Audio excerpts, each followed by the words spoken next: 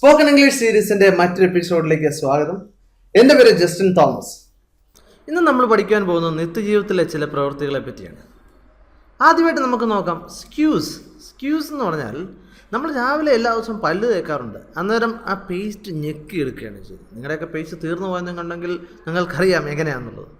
അപ്പോൾ നമ്മൾ ഈ പേസ്റ്റ് ഞെക്കി എടുക്കുന്നതിന് നമ്മൾ എന്താണ് പറയുന്നത്? സ്ക്യൂസ് എന്നാണ് പറയുന്നത്. സ്ക്യൂസ്.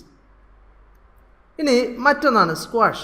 സ്ക്വാഷ് എന്ന് പറഞ്ഞാൽ നമ്മൾ ഈ ചവിട്ടി പീച്ചുക എന്ന് പറയത്തില്ലേ. നമ്മൾ സാധാരണ ഇപ്പോൾ ഉദാഹരണം പറയുകയാണെങ്കിൽ എന്തെങ്കിലും ഒരു പഴം താഴെ കിടക്കുന്നു, അപ്പോൾ നമ്മൾ ഷൂസ് ഉപയോഗിച്ച് ചവിട്ടി പീച്ച് കളയുന്നു. അതിനാണ് സ്ക്വാഷ് എന്ന് പറയുന്നത്. ഇനി മറ്റൊന്നാണ് പ്രസ്. എന്ന് പറഞ്ഞാൽ എന്താണ്? നിങ്ങൾക്ക് എല്ലാവർക്കും അറിയാം. Press the button. നമ്മളെന്താണ്? സ്വിച്ച് ഇടുന്നതിന് പ്രസ് ചെയ്യുന്നു, ഞെക്കുക. അതാണ് പ്രസ് എന്ന് പറയുന്നത്. ഇനി മറ്റൊന്നാണ് ക്രഷ് എന്ന് പറഞ്ഞാൽ ഇടിച്ച് ചതയ്ക്കുന്നതിനാണ് ക്രഷ് എന്ന് പറയുന്നത്. ഇപ്പം ഉദാഹരണം പറയുകയാണെങ്കിൽ നമ്മളൊരു മരുന്നുണ്ടാക്കുന്നു, അതല്ല എങ്കിൽ നമ്മൾ ഇഞ്ചിയൊക്കെ ഇടിച്ച് ചതയ്ക്കുമല്ലോ, ഇഞ്ചി വെളുത്തുള്ളി നമ്മൾ കറികളൊക്കെ ഉണ്ടാക്കാൻ വേണ്ടി, അതിന് ക്രഷ് എന്നാണ് പറയുന്നത്.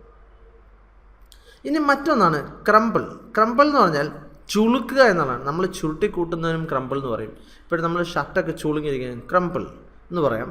അതല്ല എങ്കിൽ കടലാസൊക്കെ നമ്മൾ ചുരുട്ടി കൂട്ടുന്നതിന് ക്രംബിൾ എന്ന് പറയും.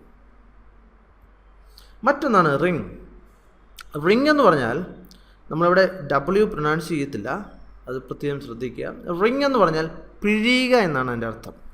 ഉദാഹരണം പറയാൻ നമ്മൾ ഷർട്ട് പിഴിയുന്നു, അതിന് നമ്മൾ റിങ് എന്നാണ് പറയുന്നത്. റിങ്. അപ്പോൾ ശ്രദ്ധിക്കുക, ഇതാണ് റിങ്.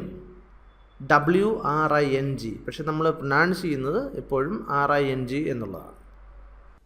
നിങ്ങൾക്ക് ഈ സെക്ഷൻ ഇഷ്ടമായെന്നുണ്ടെങ്കിൽ തീർച്ചയായിട്ടും ലൈക്ക് ചെയ്യുക, അതുപോലെ തന്നെ സബ്സ്ക്രൈബ് ചെയ്യുക.